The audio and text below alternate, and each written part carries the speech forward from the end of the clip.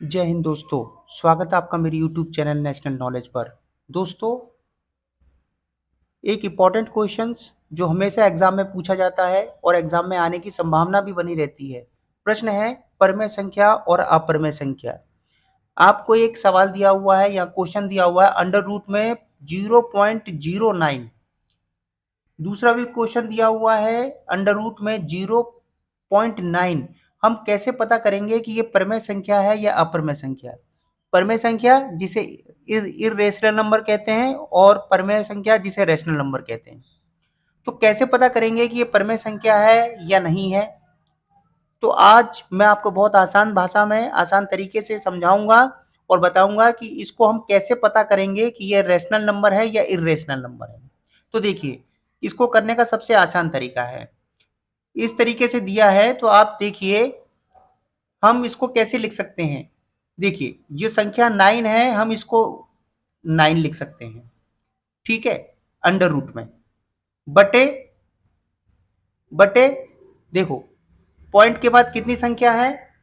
देखिए, पॉइंट के बाद कितनी संख्या है, पॉइंट के बाद दो संख्या है, एक दो, तो हम एक लगा के डबल जीरो लगा देंगे, ठीक है। ये पूरा है अंडर रूट में, ठीक है। 9 था वो मैंने लिख दिया, पॉइंट के बाद कितनी संख्या है, दो संख्या है, तो दो मैंने दो जीरो लगा दिया एक लगाकर। अब देखिए 9 किसका स्क्वायर है, 3 का स्क्वायर है भाई। 3 का स्क्वायर करेंगे तो 3 इंटू थ्री इजिकल टू 9 होता है कि नहीं होता है। तो देखो ये 3 का स्क्वायर है, ठीक है, और 100 किसका स्क्वायर है, 10 का स्क्वायर है। कैसे 10 का स्क्वायर है, देखिए 10 को दो 10 का स्क्वायर यानी 10 इंटू 10, 10 इंटू 10 कितना होता है, 100 होता है कि नहीं होता है। तो देखो ये 10 का स्क्वायर है।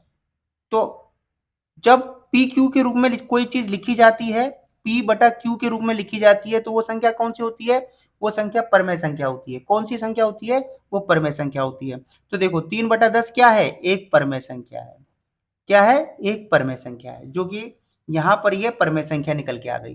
तो अंडर रूट में अगर 0.09 लिखा होगा तो हम उसे क्या बोलेंगे कि वो एक परमेय संख्या है, ठीक है। आइए दूसरा क्वेश्चन देखते हैं। अब ये मत देख लेना कि भाई ये 0.09 है, ये भी ऐसा है तो ये भी परमेय संख्या होगी, नहीं। हम इसे पहले निकालेंगे फिर उसके बाद बताएंगे कि परमेय संख्या है या नहीं है। तो देखो अंडर रूट, देखो यहाँ पर 9 लिखा है ना, पॉइंट के बाद क्या ना 9 लिखा है, तो अंडर रूट में हम 9 लिख सकते हैं। और कितनी पॉइंट के बाद कितने अंक हैं, एक अंक है, तो हम क्या एक जीरो लगा सकते हैं और वन तो लगेगा ही लगेगा, नहीं 10। ये किसका स्क्वायर है, ये 3 का स्क्वायर है जो भी अभी मैंने आपको बताया। लेकिन 10 किसका स्क्वायर है, 10 किसका स्क्वायर है, 10 किसी का स्क्वायर नहीं है, तो 10 की 10 हम लिख लेंगे। क्या लिख लेंगे, 10 की 10 लिख लेंगे। लेकिन क्यों किसको लिखेंगे, अंडर रूट में लिखेंगे। क्यों, क्योंकि ये तो किसी का स्क्वायर है ही नहीं। 10 किसका स्क्वायर है, किसी का स्क्वायर, दो का स्क्वायर है नहीं, तीन का स्क्वायर है नहीं, चार का स्क्वायर है नहीं, पांच का स्क्वायर है नहीं।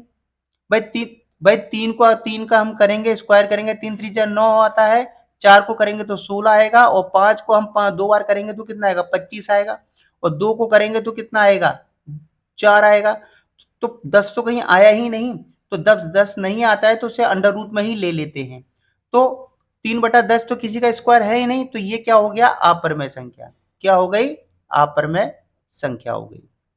मुझे उम्मीद है यहां तक आपको समझ में आया होगा, क्योंकि 9 तो स्क्वायर था लेकिन 10 किसी का नहीं था। जब किसी का कोई स्क्वायर नहीं होता तो वो क्या होता है, अपरमेय संख्या होती है, ठीक है। अगला क्वेश्चन देखिए, आप इसको देख के भ्रमित नहीं हो जाना कि 3/10 था तो अब ये भी ये क्या है, परमेय संख्या है। नहीं, ये परमेय संख्या है पर ये नहीं है, ठीक है, क्योंकि ये 10 किसी का स्क्वायर नहीं है। यहाँ 100 स्क्वायर था तो मैंने 10 लिख दिया, ठीक है। अगला क्वेश्चन देखिए,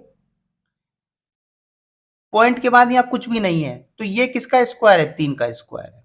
ये किसका है, 3 का स्क्वायर है, क्योंकि यहाँ पॉइंट के बाद कुछ होता तो हम उसको बटे में लिख लेते, लेकिन यहाँ बटे में लिखने के लिए कुछ है ही नहीं, यहाँ जीरो ही है, तो इसलिए इस 9 को देखते हैं। तो 9 किसका है, 3 का स्क्वायर है, तो 3 क्या होता है, एक परमेय संख्या है।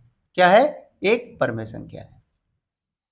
अगला क्वेश्चन देखिए, 1/9, 1/9, देखिए अंडर रूट में करें, देखिए 1/9, एक का एक ही आएगा, लेकिन 9 किसका स्क्वायर है, 9 किसका स्क्वायर होता है, 9 तो 3 का स्क्वायर होता है। और देखो ये भी क्या है, p बटा क्यू के रूप में, p बटा क्यू के रूप में, क्योंकि परमेय संख्या को हम P बटा Q के रूप में लिख सकते हैं और ये भी P बटा Q के रूप में लिखा हुआ है 1/3। तो ये क्या हो गया, ये भी क्या हो गया, एक परिमेय संख्या हो गई। क्या हो गई, एक परिमेय संख्या हो गई। तो कभी भी इस टाइप के प्रश्न आए अंडर रूट में पॉइंट लगाकर, तो आप उसे आसानी से बता सकते हैं कि कौन सी संख्या परिमेय संख्या है, कौन सी संख्या अपरिमेय संख्या है। तो मुझे उम्मीद है कि आपको ये समझ में आ गया होगा। अगर इसी तरह के वीडियो आपको देखने हैं तो मेरे चैनल को लाइक और सब्सक्राइब और शेयर जरूर कीजिए।